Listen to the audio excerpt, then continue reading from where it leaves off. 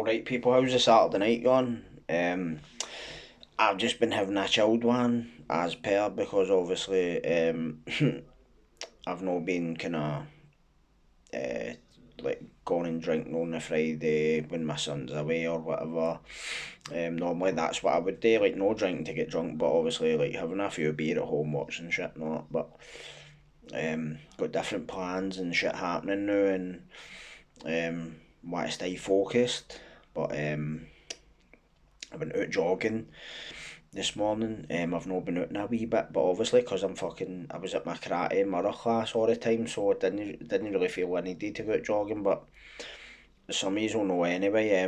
I injured my shoulder on the 29th of December at jiu-jitsu and sparring a fucking 20-year-old boy, man.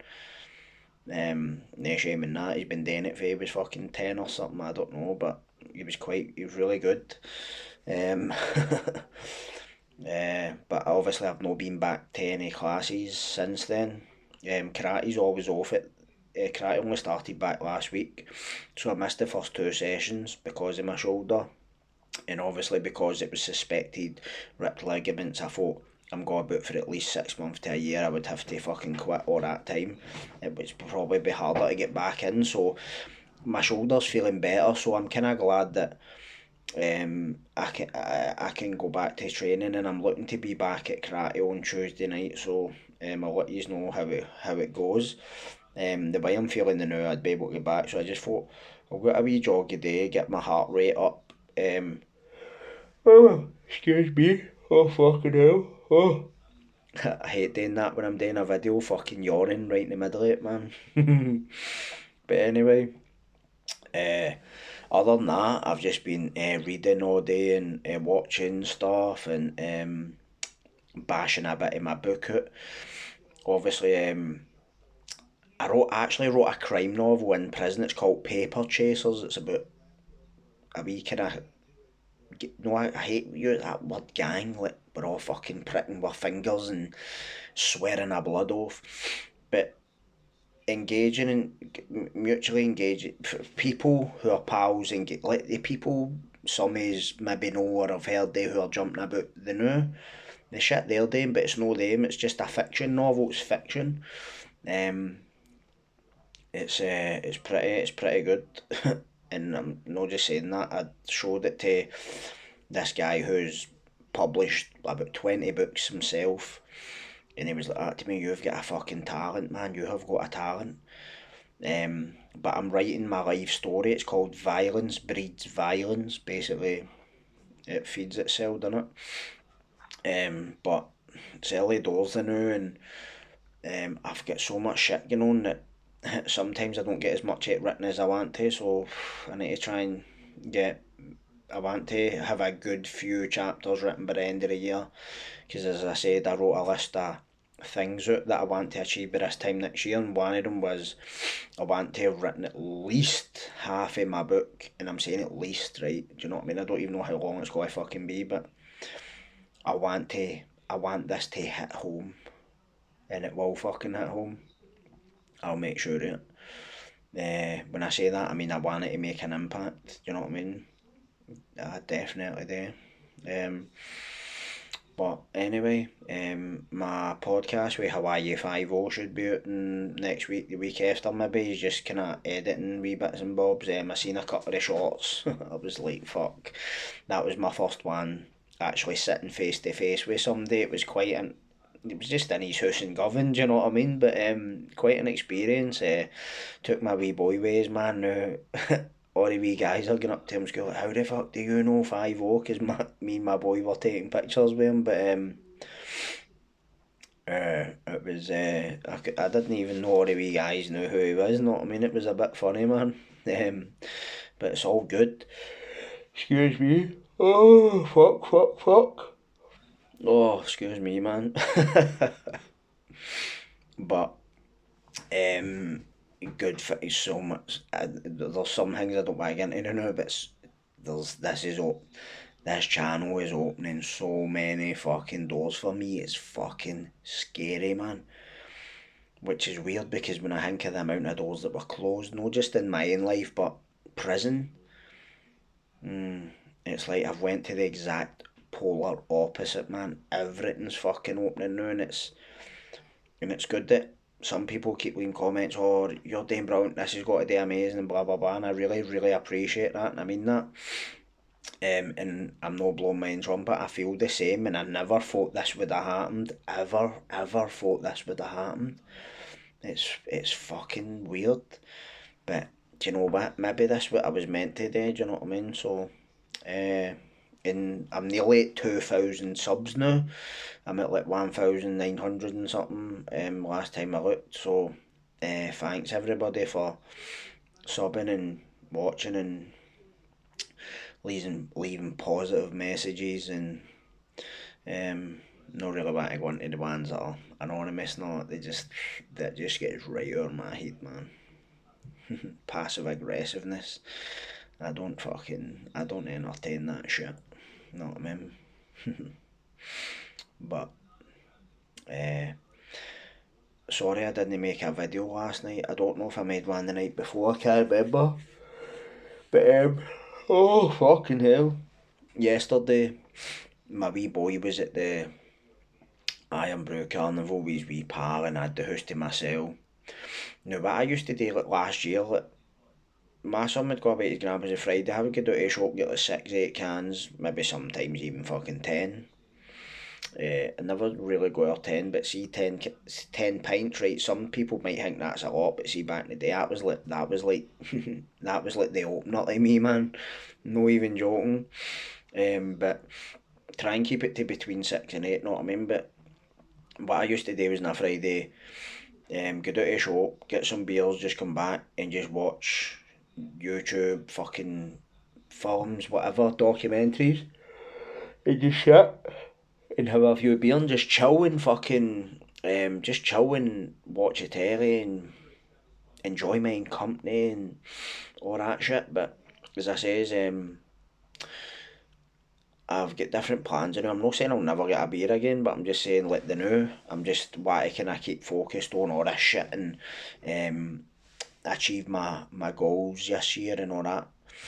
But so last night I tried to make a video 3 times, right, and the words just weren't fucking coming out right, and I was like, I'm not even posting that. It's just pish.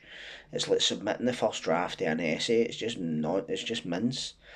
You know what I mean? So I was like, fuck that. So I thought I'd come on the night and get a bash. This is about my 8th attempt. End up changing the subject and everything, but fuck it. So rather than talk about my own kind of offending today, which I was actually coming on to talk about, I was trying to talk about the thing that led to me getting my 16 year, but it wasn't coming out right. I feel it comes out right when I'm on somebody else's podcast, but see when I'm trying to do it on mine, it's just no fucking sounding right to me. So I'm just like, I'm not even putting that on. So hopefully one day, if none of you know like what the script was with that, maybe one day I'll get the words right. But fucking until then, I'm just going to do this. So I do. Fucking hell. Want to talk about a case, right, that happened in Glasgow in 2016. I think it was March or April, where a guy was stabbed to death, right, in Shawlands. He was a shopkeeper. Now, what was his name? I think it might have been Asad Shah. Now, don't quote me on that because I'm seem to remember that was somebody's name. Like, I read a lot of Middle East stuff, a lot of war and terror, fucking, no, even just that, right? Like everything about Middle East about terror. To me, the Middle East is a very interesting part of the world, very mysterious part of the world. A lot of history there, all that stuff, and I find all the culture interesting. See the Middle Eastern culture, I find it really interesting, right? Funnily enough, if you can believe this, I learned to read Arabic. I can't translate Arabic to English. I can't speak Arabic. I can read Arabic script. Um,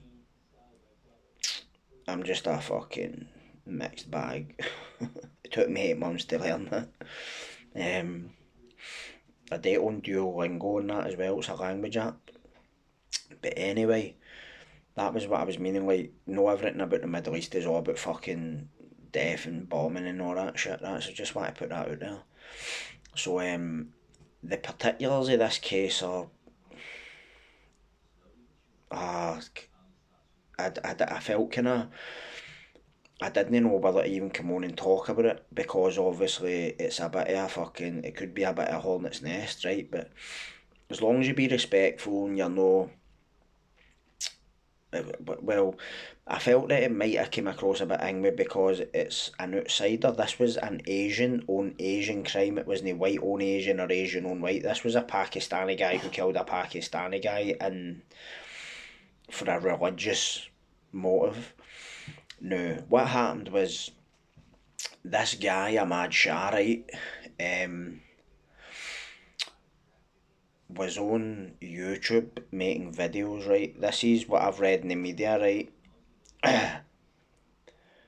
Which is obviously from the court documents. He was on YouTube proclaiming to be a prophet. Now, let me just stop here. For those of you that don't know anything about Islam or anything like that, Muhammad is their prophet, right? And anybody, be you black, white, pink, purple, yellow, if you say anything bad about that, you disrespect that, these people believe they have the right to hurt you and they will hurt you. Um, and I'm not saying that's the reason why I would never say it in any way, you know, I would never ever, like, I was never brought up in a religious environment, but obviously I understand there's people who were, and that's totally, that's their kind of their life in that. Do you know what I mean? That's fine. But I'm not saying I don't believe there's anything after this life. I kind of believe there is, but until I find it, I'm not really going to delve into it. I'm just going to. My feeling is, if there is a God, right, I believe that He knows what every one of us is all about, and I believe that He knows that I'm alright. And that might sound fucking mad me saying that, but I know what's in my heart and in my mind and in my soul, right? Sometimes I get the fucking itch, you know what I mean? Like when I see injustice. I call it Batman syndrome. I get the itch. Sometimes I believe it would be good to be able to do something about it, but obviously I have bigger things going on. I have a son to look after, he's on the spectrum, and I can't be running about like a fucking 19, 20-year-old guy with machetes and Friday nights anymore, do you know what I mean? That's somebody else's job now. Not that I'm condoning it, but you know what I mean? Like, it's none of that life's any good, and I don't condone any of it. Even though I guess what I'm trying to say is I struggle with my own shit, right? And I've got a leash on it, but this this guy was part of Ahmad Shah. He's Pakistani, right? But he wasn't a Sunni Muslim. Pakistan, I'm sure, is majority Sunni, right? Um, and I think they're the largest representation of Muslims. Like, they're the largest kind of group. Um, and Ahmad Shah, who was the victim, came to Scotland, I think the 1990s, right? Fleeing, they said they were claiming asylum because they were fleeing violence because they're part of a sect called the Ahmadiyya, right? The Ahmadiyya sect. Now, don't quote me on the ins and outs because I'm not an Islam scholar. I know a wee bit about it. I have a Quran that an imam gave me in Kilmarnock prison. Nice guy, really nice guy. I remember the day before I got released, his wife sent in a big platter of pakora and shit, dips. Oh, my mouth's watering just thinking about it. And that was a really nice gesture because it's breaking down kind of barriers and preconceptions, misconceptions, whatever way you want to look at it. And I think that the guy was quite surprised because he saw the kind of shit I was reading about, you know what I mean? I wasn't just reading stuff for Twitter, BBC, which to me, a lot of the people I know that have views on the Middle East or Ukraine, they're all spouting shit for the BBC and Twitter, and fries my fucking brain, man. I can't even get into a debate with somebody who's like that, but is what it is, innit?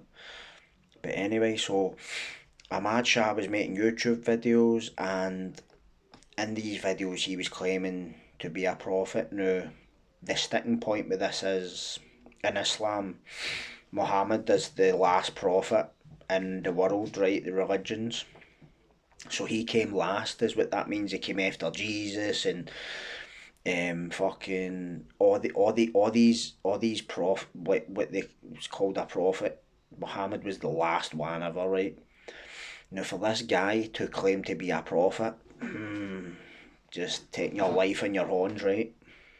Um, so this guy from Bradford, his name's Tanvir, he's found out about this and drove all the way from Bradford with a knife, found the shop, went in and confronted Ahmad Shah, told him he should retract his statements, right? And I think he refused and went round to shake his horn, and Tanvir just started stabbing him, right? And he's trying to escape for the shop to get away from the stab wounds, but he's no got anywhere, right? And the brother, Ahmad Shah's brother, I think, was in the shop at the time and tried to hit him with, I don't know if it was like a fucking, see, like a newspaper stand or something. I don't know, it was trying to hit him with something. But the stab wounds have been fatal. And when Ahmad Shah was on the ground, he's proceeded to kick him a couple of times and then went and sat in a bus stop and waited for the cops, right? Now the cops have showed up and Tanvir was like, I've no issue with you, I know I've committed a crime, but he's committed a bigger crime in my eyes, sort of thing. And they've arrested him and charged him all that, and he's pled straight away, he's admitted it all straight away, he's no trying to hide nothing, no trying to fucking deny anything. Just frightening, man, it's frightening to be honest with you. And the irony is, in 2016 I was in Kilmarnock prison, and Tanvir, the guy who killed Ahmad Shah, came into Kilmarnock, right? And I remember when he'd just been sentenced, there was all this kind of debate. Nicola Sturgeon went to the death site, the murder scene, I think, or it was a vigil, see, all this kind of stuff. But apparently, I think that a lot of mosques refused to condemn the killing, which it's just fucking it's just kind of dodgy turf for any of us anyway, do you know what I mean? That I would leave all that up to all them, like the kind of the points of the case and all that, do you know what I mean? But I remember Tanvir came into Kilmarnock prison, right? And my pal was quite, I had two pals, right, who were quite influential in this hall I was in, C Hall, right? Like the screws would go and ask them, like, say the screws were having trouble, like trying to calm the hall down, they would go and ask these two boys what to fucking, like, I remember a screw went to one of them, was saying shit about me because I wouldn't fucking clean the showers or something, right? But we would laugh about it, but it just shows you the kind of the way it was. And I remember when he came into the hall, the screws were asking this boy, do you think we can bring Tanvir in here? And I was like, oh, fuck's sake, the screws are asking you, can they bring somebody in? Like, like what kind of fucking shit's that? Like, we're not running the jail, you know what I mean? It's their jail, but was it? So that big Tanvir's been in the hall, and um, I had a couple of discussions with him about did they know what Wahhabism was, or did they what kind of just interesting because I was reading a lot about Saudi Arabia at the time, right? In Saudi Arabia, there was a guy called Ibn Abdul Wahhab who was like teamed up with King Saud, the Saud who they rule Saudi Arabia, and I was asking them questions about it, just mad shit. You know what I'm like, you know what I mean? um, but it was never in any trouble. He's quite a tall guy. He's really tall. He's about 6 foot something, right? Um, but I remember I used to see him on the phone, right? And he would be like pure. Normally, when somebody in the jail's on the phone, you hear fucking half the conversation. It's aye man, fucking. But he was pure. Like, he was know how it's like a mad hood or it, so you can lean into it. He was like leaning right in, right, and then he was talking on the phone as if he's whispering or something. Um, and he would do this all the time, right? And I never really could figure out what the fuck he was doing, to be honest with you, right? I didn't know if he was just speaking very low or it was too noisy in the hall.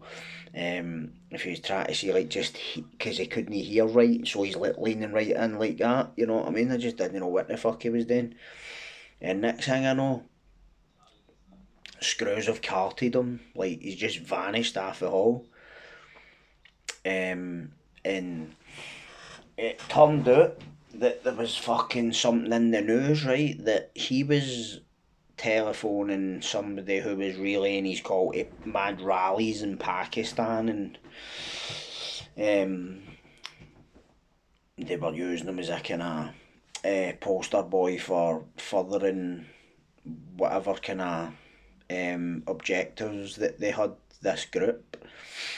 And he's ended up being shipped. But I'm sure, because remember, Kilmarnock's where the thing with Baldy happened, but Baldy's crime, even though it was racially motivated, wasn't a religiously motivated murder. Now it's important to draw distinctions there because there's very different. The only similarity here was there was a murder and there was Asians involved. It wasn't anything other than that. So I think maybe guys were like, is like fucking getting a bit heated, um, because there was a lot of, because remember all this kind of IS shit was happening at the time. There was a lot of guys that were maybe concerned that like are they at risk for him, but our jails aren't like English jails, man, where the Muslim population's massive in the jails down there. Massive, man. I think they're the biggest population down there. But our jails aren't like that. We don't have big groups of Muslims going about and proselytising inmates and bullying people. We're lucky if we have maybe one or two in every jail. You know what I mean? But he ended up getting shipped to Berlin, I think, and I think he maybe tried to do the same thing in there. And it was all over the news and all that. I remember seeing it like, fucking hell. But he ended up getting moved to the Cat A's down England, I think. Phil Sutton, I think he went to. You know what I mean? And I don't know if that might have been a culture shock from him, but do you know what? Maybe it was better for him in a way because he's got a lot more of these kind of his pals down there, what they call their brothers, you know what I mean? But our jails are nowhere near like that full Sutton cat A shit. No, just we've got a different system for for the English system in that regards. But his case was quite notorious at the time. I don't know if any's even remember it, but I'm going to read a newspaper article from where when this happened, and it's actually a local paper for where the killer's face. So this is 9th of August 2016, right? Bradford cab driver Tanveer Ahmed jailed for minimum 27 years for murder of Glasgow shopkeeper. So you get 27 years for that, know what I mean? Nearly a 30 stretch, man. It's as good as a 30 stretch if you ask me. A Bradford cab driver has been jailed for life with a minimum of 27 years at the High Court in Glasgow for the murder of a shopkeeper in Glasgow. Tanveer Ahmed was sentenced for killing Asad Shah this morning. Asad Shah, I said Ahmed Shah, sorry, so that was my mistake, right? Ahmed, 32, of the taller area of the city, drove to Glasgow on March 24th this year in the belief that the shopkeeper had disrespected the Prophet Muhammad. Ahmed, who had armed himself with a knife, engaged Mr Shah, 40, in conversation at his shop before stabbing him repeatedly in a frenzied attack which lasted 4 minutes. Oofed. That's a fight for your life, that, innit, man? Fuck. Ahmed, who did not know Mr Shah, claimed to have been offended by clips the shopkeeper had posted online which he said disrespected the Prophet Muhammad. Ahmed watched a clip featuring Mr Shah on his mobile phone as he travelled to Glasgow on the day of the murder and was heard in a phone message to say, listen to this guy, something needs to be done, it needs nipped in the bud. He's probably been watching that all the way to Glasgow, getting fucking pure riled up the whole time, man, pumping his cell up to give him it, man. Oofed. When he arrived at the shop, Ahmed said he warned the shopkeeper he was there to kill him and asked him to stop claiming to be a prophet. Fuck. Mr Shah's brother and a shop assistant tried to fend him off as he launched his attack on the popular businessman, described by the locals as a pillar of the community. The Shah family, which moved to Scotland from Pakistan in the 1990s to escape persecution, belongs to the Ahmadi sect. Why is this fucking thing moving about? Where was I? Fucking ads. See the ads, man? Do you ever... That's how I don't read fucking newspaper articles, man. But fucking 10 ads pop up. Right, where was I? Sorry about that. Right. The Shah family, which moved to Scotland from Pakistan in the 1990s to escape persecution, belongs to the Ahmadi sect of Islam, whose beliefs differ from the majority of Muslims. So I think they might be considered like fucking heretics, see, like for the mainstream, or offshoots, whatever. The court held their belief that Prophet Muhammad was not the final prophet was a view many considered blasphemous. Oofed. No getting involved with that, man. In a statement released through his lawyer after the killing, Ahmed said, if I had not done this, others would have, and there would be more killings and violence in the world. Strangely, I think he's probably got a point now. Judge Lady today said Ahmed had carried out a brutal, barbaric, horrific crime for which he had shown no remorse and even appeared proud of what he had done. She described the calculated nature of the murder as chilling, saying he had carried out what was in effect an execution. The Bradford father of 3 was given a life sentence, and Judge Lady Ray told Ahmed he must serve a minimum of 27 years before being considered for release. The judge said she had discounted the sentence by 3 years in view of this early admission of guilt, so he was getting a 30. What? Judge Lady Ray told him, it is clear this was a barbaric, premeditated and wholly unjustified killing of a much-loved man who was a pillar of the local community. She described Mr Shah as a family man, a peace-loving man who went out his way to respect people of all faiths and had been attacked in an appalling display of merciless violence. She said, your determination to kill Mr Shah was obvious. What is so chilling is that what you did was calculated and deliberate. You did not know the deceased, but you decided that you had a duty to kill him. Following the confrontation during which the shopkeeper was unwilling to change his views, the judge said Ahmed had carried out what was in effect an execution. She said she accepted that the crime was not the result of prejudice against the Ahmadi community, but that it was religiously motivated. Lady Ray said, it is clear you are proud of what you did. you seem oblivious to the fact that you have devastated a family. Um, as he was led from the dock, Ahmed raised a clenched fist and made a pronouncement praising the Prophet to members of his community gathered in court. So it's called Shahada, I think.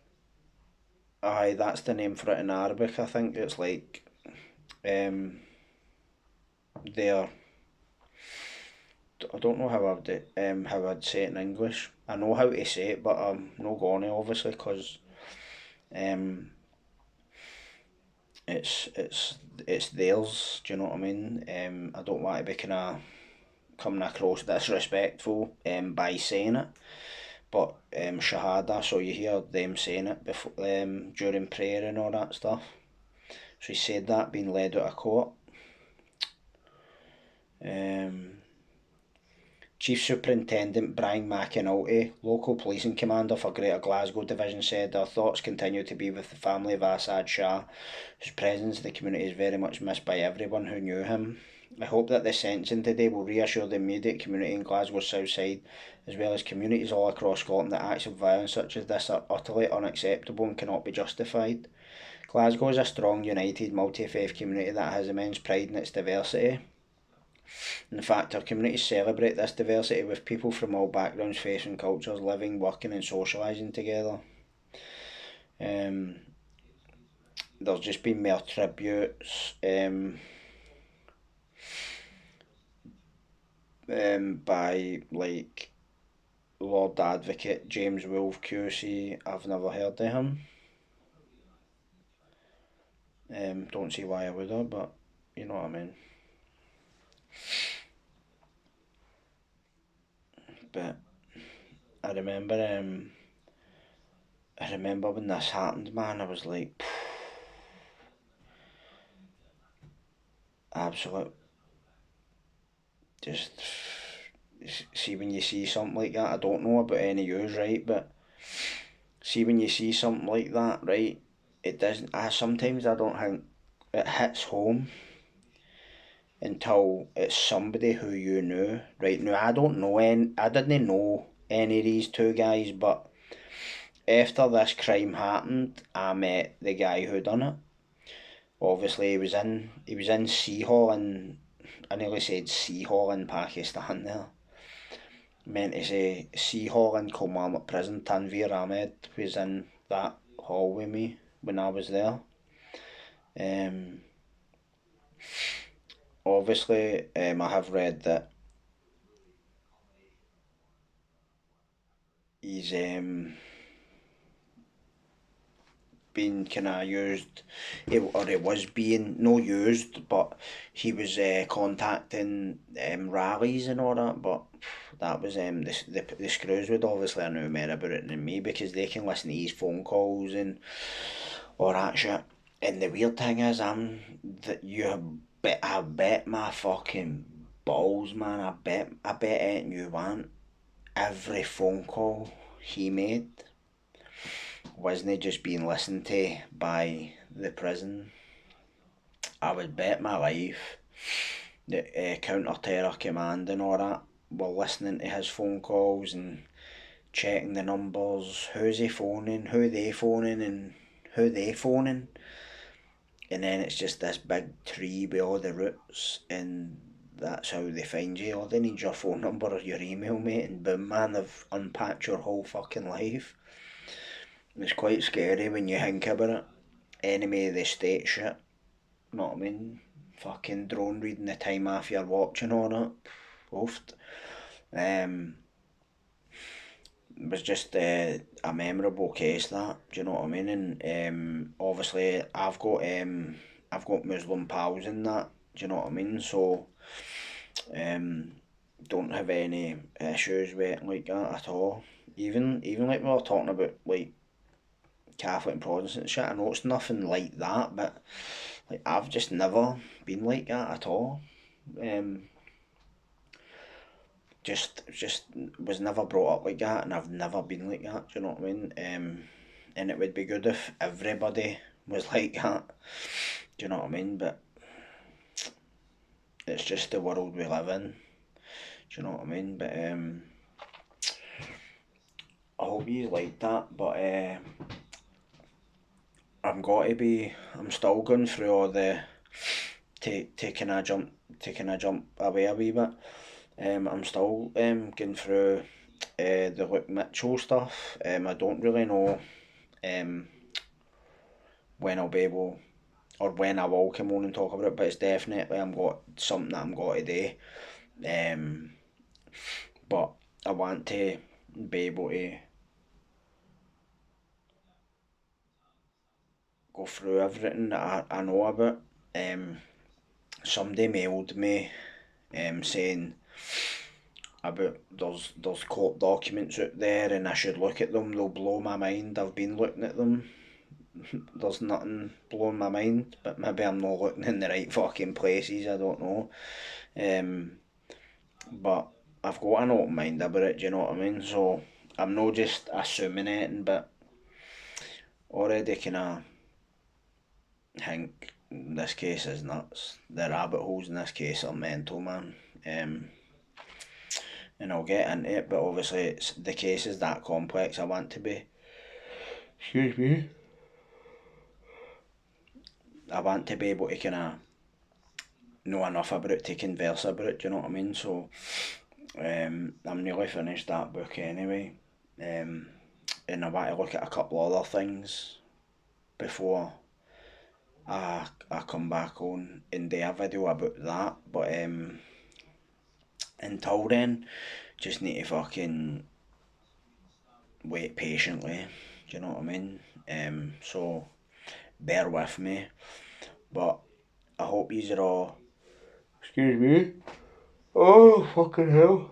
Hope you're all having a good Saturday night and enjoying yourselves, whatever you're doing. Appreciating your time with your family, not because for the subscribers that are on here that have done time right, nothing can ever compare to being with your family and your loved ones. You know what I mean? Um, there's nothing worth giving that up. Do you know what I mean?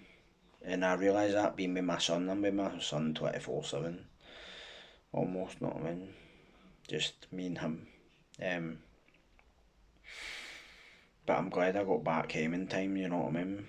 Um, but cheers everybody for commenting, subscribing and liking and all that. It's really appreciated, and I do really appreciate all the engagement and all that. So it's appreciated. But I'm going to leave it there. Got to go and fucking. So it's a fuck. It's only 9 o'clock. For it was later than that.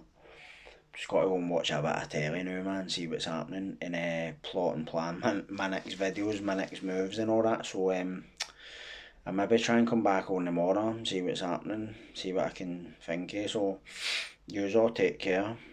Cheers for listening. It's appreciated, and I'll see you next time I'm on. Good night.